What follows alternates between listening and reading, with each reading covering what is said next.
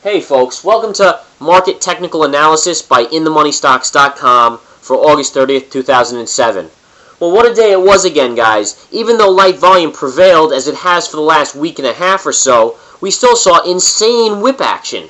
Whipsaw up, down, left, right, you name it, these markets did it. And where did we end the day? Basically on the flat line. We saw the Dow down about 50 points. We saw the Nasdaq up a couple points. We saw the S&P down about 6 points. So overall, guys, and I'm going to flap right into the ES futures chart. This is the S&P 07 contract chart, 10-minute intraday candles. And what we saw here again is this crazy whipsaw action. Early in the morning, we saw a gap down in the markets. The Dow was down over 100 points. And what happened? Well, we opened down here about 9:30, and we saw a short squeeze of massive proportions, guys. This was impressive to say the least. I mean, as the traders in my office were saying, I mean, we just sat around and just marveled. Because on light volume, again, and I preached this for the last week or so, the big hedge funds, the big money managers, the big guys with the big money can do what they want in this market, all right? And obviously, it's going to eventually, once we get back to regular trading next week with main volume, that's when we're going to see the volume come back to normal levels. Then it's not going to be so easy for them to push the markets around and just take everyone's money. Because let's be honest, if you're an amateur out there, you got slaughtered today. You got absolutely slaughtered. Look at this move, guys, and I'm going to go right into my charting analysis tools right here. But look at these moves right here. Here we opened, right? Right here is at 9:30 approximately. Look at this move up, guys. In an hour time, they took the Nasdaq up from being minus 20 to plus almost 25-ish points, okay, guys? A massive short squeeze of 45 points on the Nasdaq.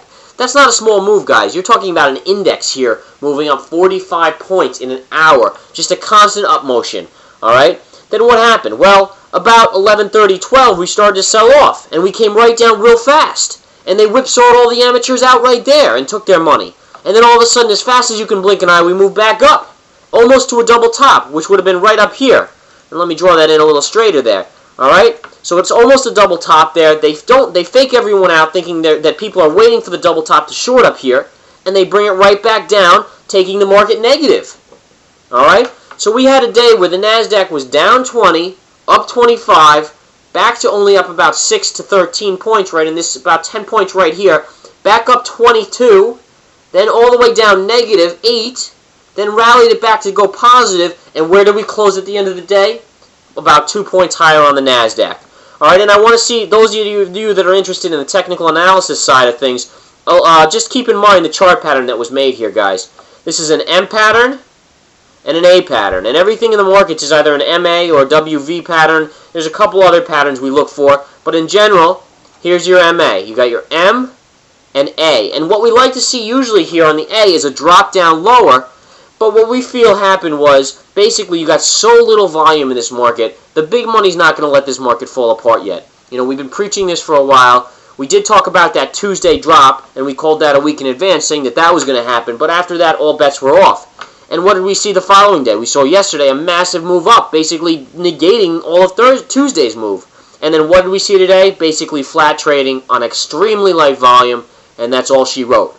All right, folks? So that's, again, what we were talking about. Yesterday in the video, we said look for sideways to up trading.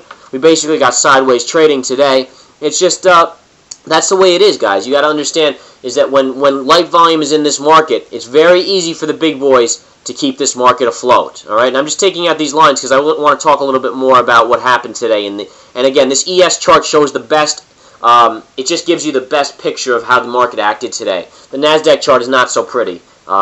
All right, now what did I talk about as just creaming the amateurs here, guys? And this is key because I know a lot of you guys are elevating yourselves above that level, and that's an awesome thing, and we always encourage continued learning. You got to study these markets. You got to read about these markets. You got to understand psychology, technicals. Everything that comes around this market needs to be understood by individuals so they don't fall into traps. All right, and let's see what do we see. Well, we saw the market gapping down today right here. Now, what happened here? Basically, on a little push up, you're thinking, or even right away, all the amateurs are looking for a short opportunity, thinking this market's going to drop out big time to the downside. And what do? They squeeze it up huge. So you're talking about all the shorts right here have to cover somewhere in here. As it's rising up, the smart ones get out really early. All right? The smart ones get out very early.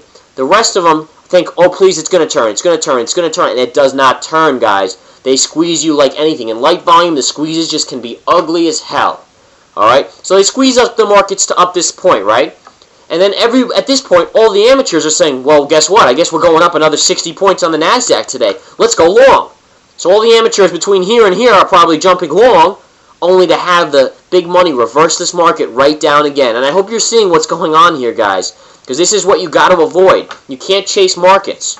Alright, so they drop it like this, and all of a sudden the amateurs are getting stopped out. So the amateurs are taking losses here to here. And then all of a sudden they're saying, oh, this market's going to go short again. We got to jump on the short side because they're taking this market down fast. Because it was a fast drop. This is a huge fast drop.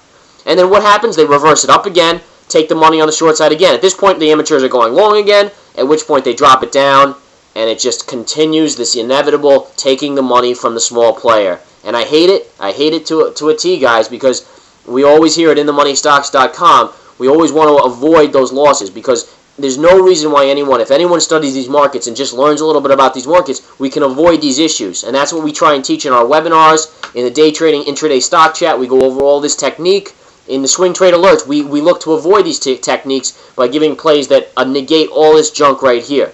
Alright? And in doing so, we try to help the small investor, the individual who doesn't have the $3 billion to trade with, the $10 billion to trade with. We help the smaller guys that are just looking to learn about the markets and really figure out what's going on here. Alright, so again, we had a nice M pattern here, and I'm going to flip to the Nasdaq chart, and you'll see it's not as pretty. It's the same general move. You can see the general M pattern here, guys, but in general, it's not as pretty as the other one, is it? Alright, you got the M and a little bit of an A there, M, A pattern here. But again, guys, whipsaw, whipsaw. I mean, that's all you can say, and when the volume is that light, that's what's going to happen. Well, let's talk a little bit about what we think was going to go on tomorrow. Guys, tomorrow, I already think if it's going to be a slow day, it's going to be a half day.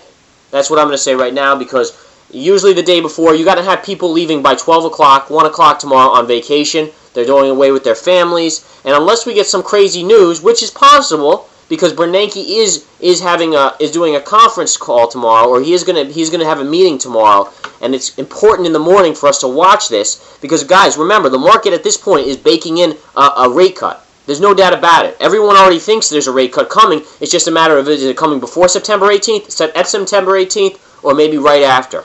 Okay, right now the majority of people are probably thinking September 18th, which is in about 3 weeks from now. Okay?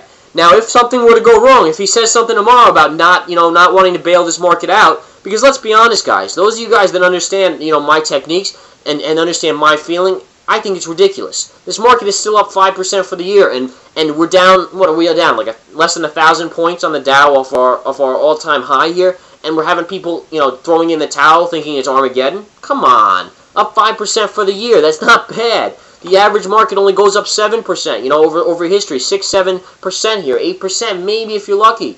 All right, it's not that bad. We go up a couple hundred more points on the Dow, we're going to be at the average yearly return here. So this is my point, guys, is that the market's looking for things here, and Bernanke might do it because a lot of economic pressure, a lot of political pressures on him right now because of how bad the credit issues are. And listen, there's no doubt about it. We're going to retest these lows. It's just a matter of when. All right. We're looking at maybe September 10th to 11th as being another big drop day. We're going to have to reevaluate, so don't hold us to that lock right now. But we're thinking late next week to early the following week as we could see another dramatic fall in this market. And we will keep you guys appraised of this situation, obviously. And again, keep in mind, guys, this is just our opinion.